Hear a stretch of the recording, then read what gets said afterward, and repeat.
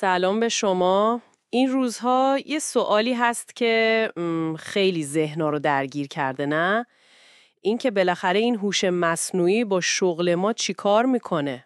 سلام. دقیقاً توی منابعی هم که شما فرستاده بودید و با هم بررسی کردیم، این نگرانی خیلی خیلی پررنگ بود. آره، اصلا بحث اینه که قراره جای ما رو بگیره. خب بیایم یه نگاه عمیق‌تر بندازیم به این مقالات و پژوهش‌ها، ببینیم واقعاً چی میگن اینا. موافقم. هدفمون دقیقاً همینه. ببینیم این منابع خب چه جنبه‌هایی رو برجسته کردن، چه تأثیری روی شغلا پیش بینی میکنن و در واقع آینده چه شکلیه. خب یکی از اولین نکاتی که خیلی تکرار شده بود توی این منابع توانایی بالای هوش مصنوعی تو انجام کارهای تکراریه. کارهای روتین و قابل پیش بینی. آره دقیقاً. یعنی وظایفی که یه الگوی خیلی مشخص دارن.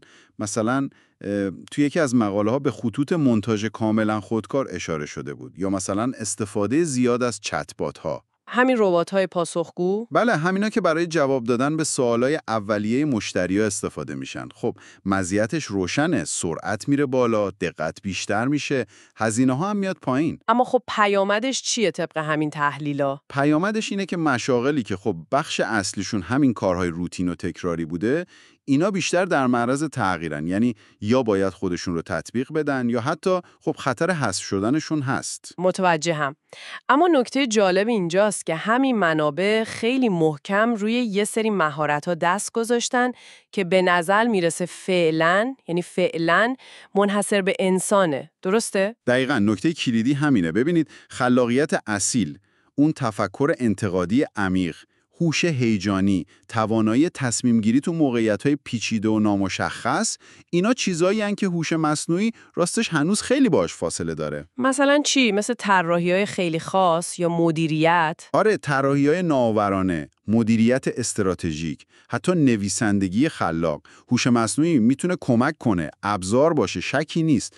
اما اون جرقه اولیه، اون درک شهودی، اون فهم عمیق انسانی رو نداره. پس مشاغلی که به این مهارت‌ها وابستن، مثل مدیرا یا مثلا شغلایی که تعامل انسانی پیچیده دارن، مثل روابط عمومی. دقیقاً. اینا کمتر در معرض جایگزینی مستقیم قرار دارن، چون اون عنصر انسانی توشون خیلی حیاتیه. پس با این حساب تصویری که منابع ارائه میدن انگار بیشتر میره به سمت همکاری انسان و ماشین تا اینکه بگیم یکی اون یکی رو حذف میکنه. بله بله. اکثر تحلیل‌ها و کارشناسا تو این منابع به سمت یه مدل همکاری میرن. گاهی بهش میگن هوش ترکیبی یا hybrid intelligence. هوش ترکیبی جالبه. چجوری کار میکنه این؟ ایده اینه که هوش مصنوعی میشه یه دستیار فوق‌العاده قدرتمند برای ما. مثلا تو یکی از پژوهش‌ها مثال زده بود که چطور AI میتونه حجم عظیمی از داده‌های پزشکی رو در چند ثانیه تحلیل کنه و به پزشک تو تشخیص کمک کنه. ولی تصمیم نهایی با پزشکه. آفرین. تشخیص نهایی و اون ارتباط انسانی با بیمار، اینا با پزشکه.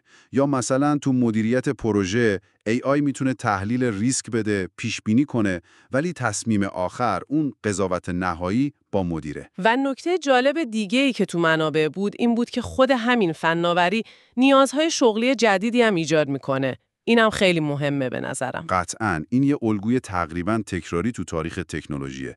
هر موج جدیدی از فناوری یه سری شغل رو تغییر میده یا حذف میکنه، ولی شغلای جدیدی هم میسازه. چه شغلایی مثلا؟ خب نیاز به مهندس هوش مصنوعی، تحلیلگر کلان داده، متخصص آموزش و نظارت بر مدل‌های AI و حتی کارشناس اخلاق هوش مصنوعی به شدت زیاد میشه. اخلاق هوش مصنوعی که چیکار میکنن؟ که بررسی کنن این الگوریتم‌ها منصفانه باشند، سوگیری نداشته باشند، تبعیض ایجاد نکنن. این خودش یه حوزه خیلی مهمه که داره شکل میگیره. پس نکته کلیدی اینه که باید خودمون رو وفق بدیم و مهارت جدید یاد بگیریم. دقیقاً. سازگاری و یادگیری مداوم، این کلید استفاده از فرصت‌های جدیده. میشه چند تا مثال مشخص‌تر از کاربردها تو صنایع مختلف که تو این منابع بهش اشاره شده بود بگید که برای شنونده ها ملموس‌تر بشه؟ حتماً. مثلا تو بخش مالی، خب برای تحلیل بازار سهام، پیشبینی روندها، کشف تقلب‌های بانکی، حتی ارائه مشاوره‌های مالی شخصی سازی شده به افراد. تو پزشکی چطور؟ تو حوزه بهداشت و درمان علاوه بر کمک به تشخیص که گفتیم، تو کشف داروهای جدید خیلی کاربرد داره. تفسیر تصاویر پزشکی مثل سی اسکن و ام‌آرآی، حتی ساخت ربات‌های کمک حال برای مراقبت از سالمندان یا بیماران. تو منابع انسانی هم انگار استفاده میشه؟ بله، برای غربالگری اولیه رزومه ها وقتی صدها یا هزاران رزومه میاد، AI میتونه سریع اونایی که بیشترین تطابق رو با شرایط دارن جدا کنه. البته باز تصمیم نهایی استخدام با انسانه. تو رسانه چطور؟ تو رسانه هم برای تحلیل سریع اخبار و روندهای اجتماعی یا تولید پیشنویس اولیه بعضی گزارش‌ها و خلاصه‌ها استفاده میشه. هرچند همون منابع هم تاکید میکنن که بازبینی، ویرایش و اون نگاه انتقادی نهایی انسانی همچنان ضروریه. این کاربردها واقعاً وسیع و تاثیرگذارن. اما خب حتما محدودیت‌ها و چالش‌هایی هم داره دیگه. اینطور نیست که بی‌نقص باشه. او بله، قطعاً. با وجود همه این پیشرفت‌ها، AI هنوز محدودیت‌های خیلی مهمی داره. ببینید، فاقد خودآگاهیه، درک عمیق به معنای انسانی نداره، نمیفهمه چرا. و خب اشتباه هم میکنه گاهی. دقیقاً. ممکنه اشتباه کنه. مثال‌های خطای سیستم‌های تشخیص چهره یا ترجمه‌های ماشینی رو دیدیم. یه نکته خیلی مهم دیگه که بعضی منابع بهش اشاره کردن بحث سوگیریه. سوگیری یعنی چی؟ یعنی اگه داده‌هایی که برای آموزش AI استفاده میشه خودشون یه سوگیری داشته باشن، مثلا سوگیری جنسیتی یا نژادی، اون AI هم همون سوگیری‌ها رو یاد میگیره و حتی ممکنه تشدیدشون کنه. پس اینجاست که اون نظارت انسانی و بحث اخلاق AI خیلی مهم میشه. دقیقاً. مسائل اخلاقی، بحث حفظ حریم خصوصی، پتانسیل افزایش نابرابری اجتماعی، اینا چالش‌های بزرگی هستند که باید بهشون فکر کرد و براشون راه حل پیدا کرد. خب بسیار عالی. پس اگه بخوایم یه جنبندی خیلی سریع از جان کلام این منابع داشته باشیم، هوش مصنوعی قطعاً داره چهره بازار کار رو تغییر میده.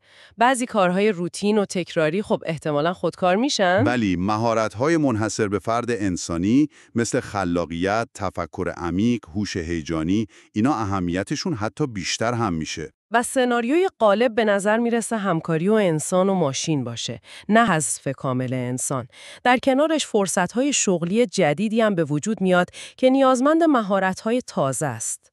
بله، و پیام اصلی که از دل این تحلیل‌ها بیرون میاد اینه که به جای نگرانی صرف از حذف شدن، تمرکز اصلی باید روی انطباق پذیری باشه، روی یادگیری مستمر و پیدا کردن راه‌هایی که از هوش مصنوعی به عنوان یک ابزار قدرتمند برای بهبود کار خودمون استفاده کنیم. و شاید مهمترین فکری که میشه در پایان این بحث مطرح کرد برای شما که دارید به این گفتگو گوش میکنید این باشه: با توجه به همه این تحولات، پرسش کلیدی شاید دیگه این نباشه که آیا شغل من در خطره؟ بلکه سوال بلکه اینه که من چطور میتونم مهارت‌هام رو توسعه بدم و بروز کنم تا در آینده کاری خودم بهترین و مؤثرترین همکاری رو با هوش مصنوعی داشته باشم. این سوالیه که فکر میکنم هر کدوم از ما باید از خودمون بپرسیم.